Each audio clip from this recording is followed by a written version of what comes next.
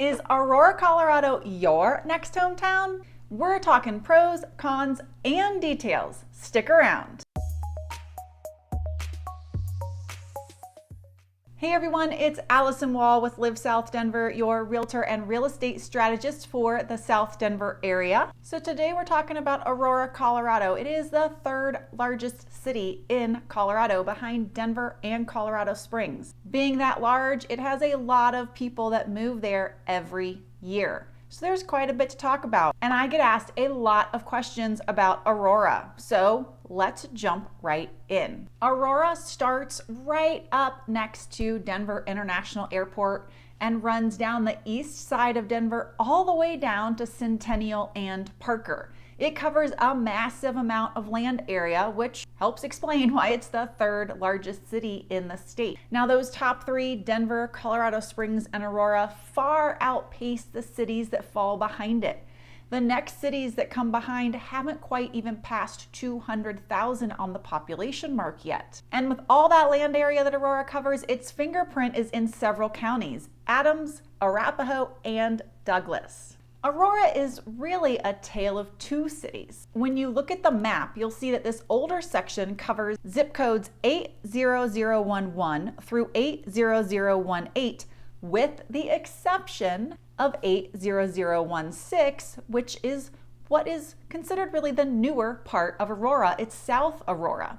That's where this older vibe and newer vibe come into play. 80016 is really the newer part of Aurora. Now, if you have watched other videos of mine about neighborhoods and neighborhood tours, you know I don't usually give average sale prices because if you're watching this video even a year after it's been made, those numbers are pretty much useless. But I am going to give you some numbers because they do give a picture of relativity that is going to be helpful. The average home price across all of Aurora for this past year was $415,000. That does show that Aurora is quite the affordable place in comparison for all of Denver if we talk about average home prices. Now, when we dig into the newer zip code 80016, the average home price was about $660,000. So we're talking about a $250,000 difference in average home price. That tells us something about the difference between the newer section and the kind of older section of Aurora on the whole. Okay, let's talk pros and cons of Aurora and living in Aurora. Before we do, I want to remind you, you can grab your free South Denver relocation guide in the description box down below. All right, what is so great about living in Aurora? Actually, the list is really long. First, the home size for the price. In other words, value. And that's actually true even in the newer section where the average home price this year was around $660,000. Those homes in that area are really large. When you're comparing that zip code and those homes to homes, say, in Highlands Ranch or Castle Rock, Parker, you're still getting a lot of home with great features for not as much money as you'd be spending in some of those other areas in Douglas County. So no matter where you're looking in Aurora, you're getting some really great value for your home. Jobs. There are a lot of jobs right within Aurora. Being a city as large as it is, you don't have to commute into Denver or out to the airport or down to the Springs or over to Boulder. There is a lot of opportunity right in town, which means you could have a really short commute to work. We're talking working for Kaiser, working for Buckley Air Force Base, some great biotech opportunities, some aerospace companies. So you don't have to be looking outside and considering Aurora your suburb. Another pro for Aurora are the medical centers.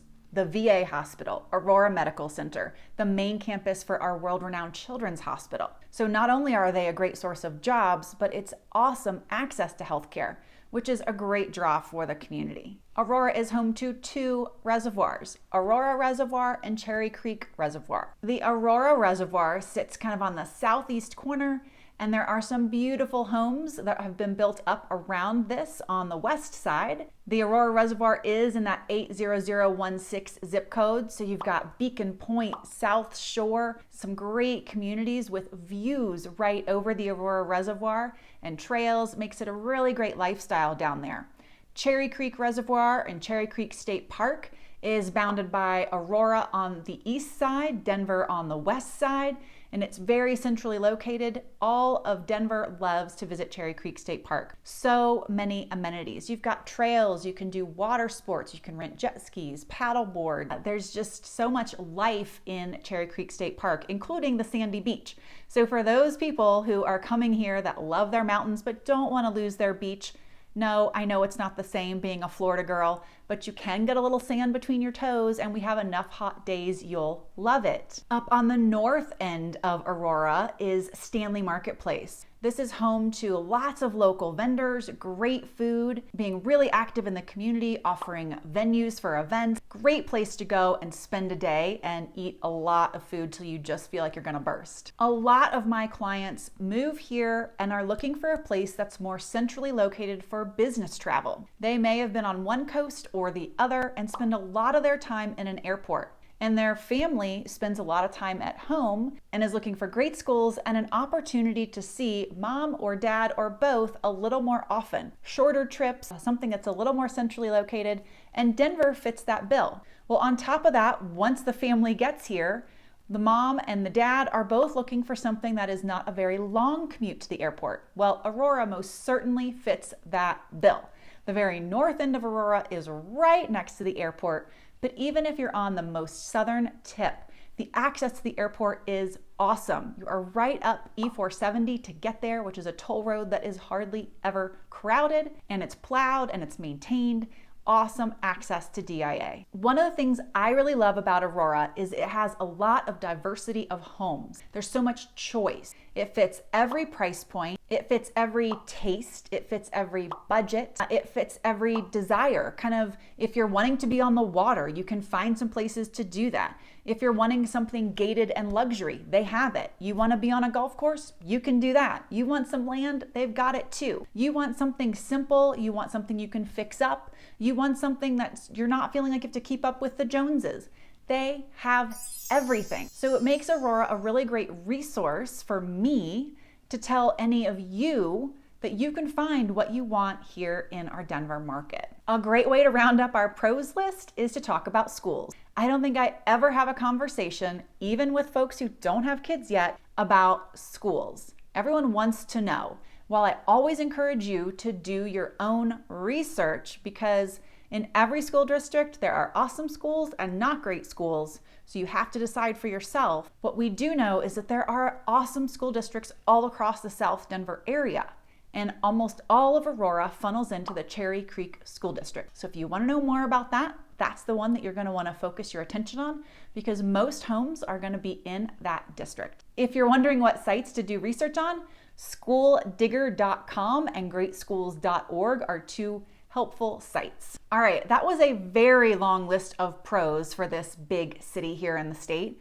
Are there cons? Well, yeah, there are cons to every area. So let's get talking about what may detract you from choosing Aurora as your next hometown. Aurora is really lacking a core, a little downtown area that people love to go walk, to go grab ice cream, go to their farmer's market, go eat at this local restaurant, and then go shop at this local boutique and spend a couple hours down there. That is not a part of the culture or vibe of Aurora. And so that actually does detract some people. I have clients who come in and that is something very specific that they want as part of the community that they invest in and call home. So that's one of the downsides of Aurora. Another con, if you are moving here and you already have friends in the Denver area, or say you're getting hired on at a job and you start to build connections and people are gonna ask you, where are you thinking about moving? Or you ask them, tell me some good areas. I'm gonna make a bet that Aurora comes up in the conversation. And more often than not, I am gonna make another bet that people steer you away from Aurora. It kind of has a stigma or a negative perception. Now, I really, truly do not understand why. The longer the person has lived here, the more native they are to Colorado, the deeper seated the root is against Aurora. So that's probably why. I have been here multiple decades and I truly don't understand it. My husband is a native and he has a little bit more of a against it, as do others that I've come across who are natives. So I think, as with many places, if you've been a native somewhere for a long time, you can probably relate. You can think of a place that has maybe changed its stripes or has maybe an undue reputation.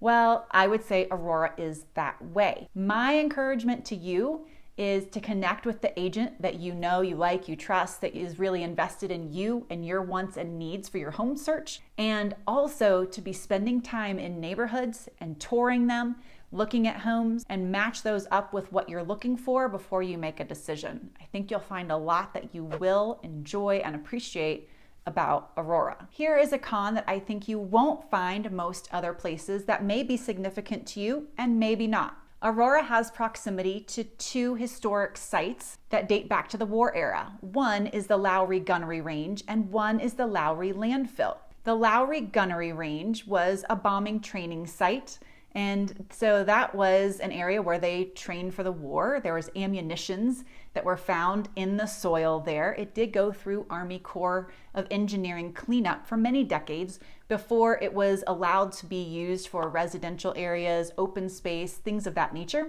It currently lies to the east and a little to the southeast of the Aurora Reservoir, and there is some residential space going in and toward that area right now. The Lowry Gunnery Range also has some oil sites and some drilling that's going to be allowed in that area, to my knowledge at this time. I am going to put some links for some of this information in the description box down below, so if you'd like to access some of that, you can. The other area Aurora has proximity to is the Lowry Landfill. It is a toxic waste site. It has gone through some cleanup. It is now managed by a waste management company. It sits out to the East Aurora area, and again, there is a link in the description box down below if you'd like to see a little bit more about that. There is a recent white paper on it that was published in 2020. On a lighter note, the other cons about Aurora are really just related to its location. Being out east, it feels a little flat. People worry about it being too far from the mountains and their drive out to the mountains. And getting into downtown can be a little bit of a bear depending on where you live in Aurora, what time you need to get to work, the roads you're gonna take. I-70 is almost always congested, especially at traffic hour. I-225 is a tough go at traffic hour. If you're taking E470, you're gonna pay some tolls. So your commute time, when I map it out, you're generally gonna be max 45 minutes, generally hovering around 30 minutes. That's better than some of the deepest southern suburbs like Castle Rock. So I don't look at that as such a bad road to hoe if you choose Aurora. But if you prefer to move a little smoother than in stop and go traffic, you might find some other places that may tickle your fancy. Or get a job in Aurora and then you won't have such a tough commute. Now, about that idea about Aurora being too far from the mountains. All right, I live in Parker. Aurora is just a stone's throw from me. It takes me 90 minutes to get to Vail when there's no traffic. Your traffic to get to the mountains really starts once you're already on I-70 and heading west. So if you add 15 minutes or so to your commute every time you head out there, that's not really your issue. So whether you live in Littleton or Highlands Ranch or Aurora or on the north side of Denver, that's not really gonna be what adds so much time to your commute to get over to Breck or Vail or Keystone. It's really when you go to the mountains and your time stuck on I-70. If you're always gonna go on Fridays after work on the weekend and come home on Sundays, you're always gonna be in traffic. So don't pick where you're gonna live in town based on your mountain commute. Just know the traffic's gonna be up in I-70. Pick based on your community, your vibe, the people you're gonna be around, and your daily commute. That's a much better choice. Some specific neighborhood tours about Aurora are coming soon. If you have questions about Aurora or Denver on the whole, please reach out. You can call, text, email. I love to connect. Hey, I'll see y'all next week.